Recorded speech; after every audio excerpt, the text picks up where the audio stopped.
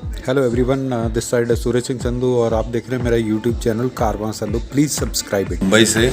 और अभी आज है 4 जुलाई 2021 और मैं अपने होटल से निकल रहा हूँ। दोस्तों, मेरे को प्रॉपर वर्ड नहीं निकल रहे क्योंकि मेरा एक दांत निकल गया है, तो बड़ा अजीब सा लग रहा है। एनीवे, इसको मैं रिपेयर कर लूँगा जल्दी विद इन अ मंथ। और आज निकलेंगे और टारगेट एरिया रहेगा, क्या बोलता है उसको, गेटवे ऑफ इंडिया और ताज। चलते हैं आज वो लोकेशन और एरिया देखते हैं मुंबई में, उसके बाद बाकी का प्रोग्राम आपको बाद है। मैंने ब्रेड आमलेट मांगा था, मेरे को दे गया ब्रेड बटर।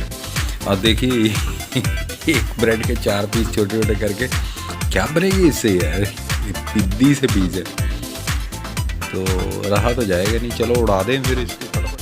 दोस्तों, अंधेरी से गेटवे ऑफ इंडिया जाने के लिए मैंने लोकल बस को चूज़ किया। लोकल बस चूज़ करने का एक मेन मोटो था कि टिकट सस्ती 6 रुपये में, और दूसरा ये कि लोग जो हैं लाइन बना के अपनी टर्न का इंतज़ार करते हुए बस में एंटर कर। दोस्तों, आपके भाई का channel Karwaan Sandhu please subscribe करो। किसी भी एरिया में जब आप विज़िट कर रहे हो तो आप लोकल खाना खाएं, लोकल लोगों की तरह ट्रैवल करें, वैसा ही बिहेव करें, तो आपको वहाँ का सिस्टम बहुत जल्दी समझ आ जाता है।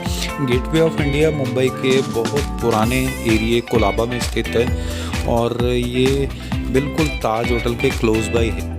दोस्तों, ताज होटल 2 कैटेगरी में बटा हुआ है। एक तो ये है ताज महल और ये है ताज टावर करके बोलता है इसको। टावर मीन्स ये बिल्कुल अलग डिज़ाइन की बिल्डिंग है मॉडर्न टच में, और ये ओल्ड ट्रेडिशन डिज़ाइन में ताज महल होटल करके है, जो कि दिखने में आज भी बिल्कुल एकदम मजबूत और सॉलिड नज़र आती है।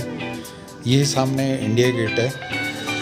दोस्तों, आप लोगों को डेविड धवन की वो मूवी आंखें याद होगी, जहां गोविंदा और चंकी पांडे भीख मांगते हुए नज़र आते हैं और उनका फादर कादर का उनको घर चलने के लिए बोलता है, और ये सब गाने के शेप में था, जो दे उसका भी भला, जो ना दे उसका भी भला। दोस्तों, ताज और महल होटल और ताज टावर ही नहीं, कोलाबा में ये पोर्ट के पास बनी जितनी भी बिल्डिंग हैं सब ब्रिटिश दौर की बिल्डिंग्स हैं और बहुत ही सॉलिड और मजबूत हैं। और दोस्तों, अंग्रेज़ों के दौर से पहले भी ये गेटवे ऑफ इंडिया एक वो पॉइंट था जहां भारत अपना समुद्री व्यापार दूसरे देशों के साथ करता था। जैसे आपको जानकारी होगी कि ये एरिया पुर्तगाल के अंडर था, क्योंकि बहुत देर पहले वास्को डी गामा जो गोवा में आया था और उन्हीं की हुकूमत मुंबई एरिया में भी चलती थी, कोलाबा में भी। बाद में लगभग 100 साल बाद उन्होंने ये एरिया लीज पे दे दिया ब्रिटिश को, जो उनका एक गवर्नर की शादी पे उनको दहेज के रूप में उनको 200 रुपये सालाना भाड़े पे दे दी। दोस्तों, 1884 के बाद जब कॉटन का व्यापार दूसरे देशों के साथ अंग्रेज़ों ने चालू किया, तो कोलाबा या इस एरिया का जो लैंड का वैल्यू था बहुत ज़्यादा बढ़ गया। दोस्तों, कोलाबा वो एरिया है जहाँ दुनिया की सबसे पहली जो है घोड़े के साथ चलने वाली ट्रैम कार चलाई गई थी। दोस्तों, कोलाबा में बहुत ही टॉप क्लास की फ़िश जो है वो पाई जाती है, जिसमें हलवा या बॉम्बे डक, रवास, टर्टल्स, क्रैब्स, प्रवान्स और लॉबस्टर तरह की वैरायटी। दोस्तों, ताजमहल होटल दिसंबर 16, 1903 को चालू, जबकि ताज टावर 1973 में चालू हुआ। दोस्तों, इस प्रॉपर्टी में 560 कमरे हैं, 44 सूट्स हैं और 9 रेस्टोरेंट है, और इसमें टोटल स्टाफ जो काम करता है वो 1600 के लगभग है। दोस्तों, ताजमहल होटल 6 मंजिला है और ताज टावर जो है 20 मंजिला है। गेटवे ऑफ इंडिया 1924 में बनकर तैयार हो गया था, और इस पॉइंट का मेनली यूज़ होता था कि बाहरले देशों के साथ समुद्र के साथ व्यापार। तो आप हैरान होंगे, जब ताजमहल होटल 1903 में चालू हुआ तब इसका रूम का रेंट एक रात का 13 रुपये था, और ये इंडिया का पहला होटल था जिसमें इलेक्ट्रिसिटी थी, और ये फ़ैन थे और अटैच बाथरूम थे और लिफ्ट भी थी, और साथ में इंग्लिश बोलता हुआ कंप्लीट पूरा स्टाफ। दोस्तों, एक बहुत ही मंदभागी दुर्घटना इस होटल के साथ जुड़ी है। नवंबर 2008 में कुछ टेररिस्ट अटैक हुआ था वो अटैक इसलिए हुआ क्योंकि एक पाकिस्तानी अमेरिकन नागरिक जो बहुत बार इस होटल में रुका था और उसने पूरी जानकारी वो ग्रुप को दी, फिर वो ग्रुप ने आके यहाँ अटैक करके लगभग 400 के लगभग 500 के लगभग लोगों की कैजुअल्टी हुई थी। कई जख्मी हुए, कई बेचारे मारे गए। तो ये एक बहुत बैड एक्सपीरियंस रहा इस होटल पर। फिर भी इसको जल्दी से रेनोवेट करके दोबारा इसको दिसंबर 2008 में चालू लोगों के लिए खोल दिया गया। दोस्तों, कोलाबा को लैंड ऑफ ओल्ड वुमेन बोला जाता है और कोलाबा में भारत की मानी हुई हस्तियां जैसे रतन टाटा, अनिल अंबानी और रवि शास्त्री जैसी शख्सियतों के घर हैं। दोस्तों, वीडियो अच्छी तो लग रही है ना? अगर अच्छी लग रही है तो भाई का चैनल काइंडली सब्सक्राइब जरूर कर लेना।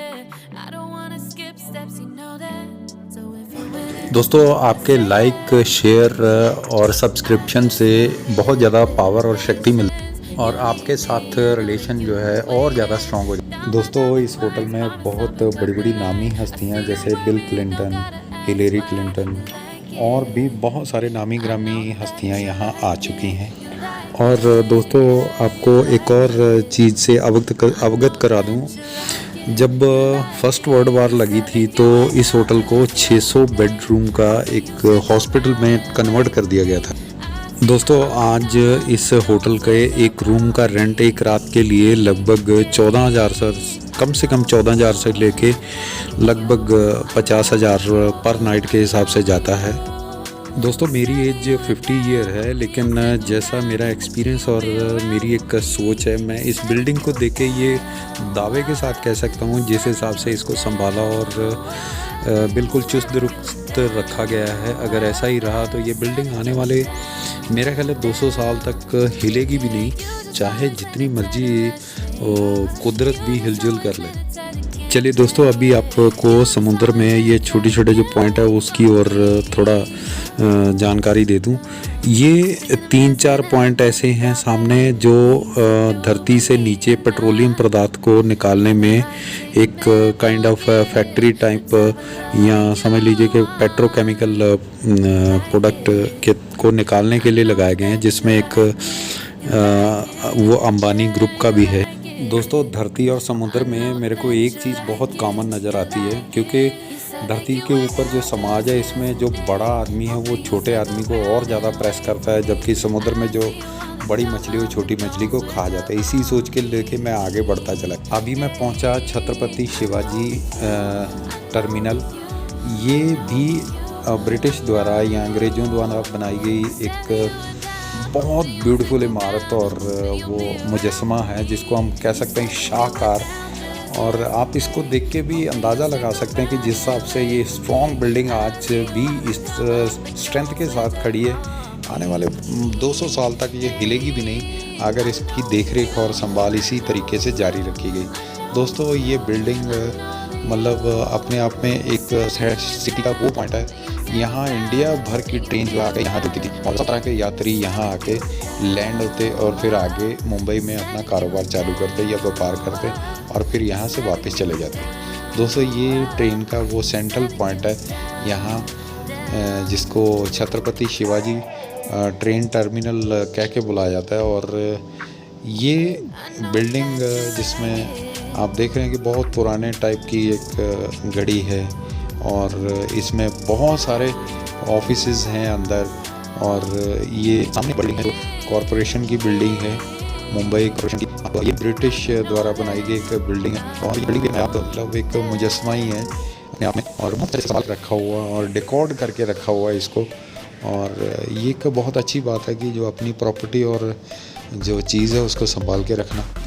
दोस्तों, छत्रपति शिवाजी टर्मिनल को पहले विक्टोरिया टर्मिनल के नाम से जाना जाता है। यहाँ इंडिया भर की ट्रेन आकर रुकती थी और 2008 में यहाँ भी जो उग्रवादी ताज में अटैक किया था वो पैदल चलते हुए यहाँ आ गए और पैसेंजर के कैबिन में जाके वहाँ लगभग 58 पैसेंजर को मार डाला। आज सेकंड स्पेल ऑफ कोविड की वजह से ये पूरा कैंपस जो है बिल्कुल शांत पड़ा हुआ है। पूरी दुनिया में हलचल का उस दिन पता लगता है जिस दिन मुंबई की लोकल ट्रेन चालू होती है। और आप बिलीव नहीं करोगे, यहाँ लगभग 19 प्लेटफार्म हैं और ये लगभग 133 साल पहले बिल्डिंगें रेडी हुई थी, तैयार हुई थी।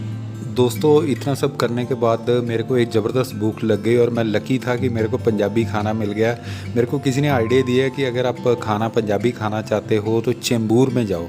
मेरे को बाद में पता चला कि यहाँ वो जो फिल्मी actor Raj Kapoor and family है, उनका सारा स्टूडियो वगैरह सब कुछ यहीं था।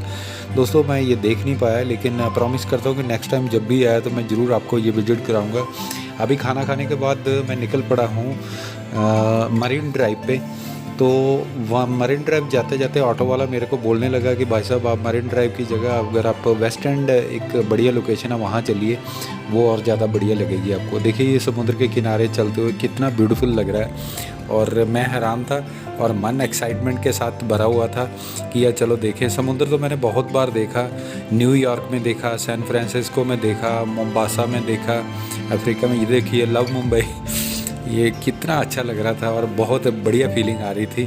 ये सामने शिवजी महाराज की मूर्ति है, कैसे शांत बैठे हुए हैं एकदम ग्रोइंग गार्डन में। और ये हम पहुंच गए वेस्ट एंड में। और दोस्तों, इत्तेफाक के साथ सब लोग बाहर की ओर आ रहे हैं। क्यों? क्योंकि अभी शाम के 4 बज चुके थे और मुंबई पुलिस सबको सीटी मार के वापस यहाँ खाली करने के लिए बोल रही थी। मैं लकी नहीं था कि मैं पूरा सी पोर्ट पे जाके समुद्र में हाथ लगा पाता, तो मैं दूर से ही पूरा नज़ारा लेते हुए आगे बढ़ता चला गया।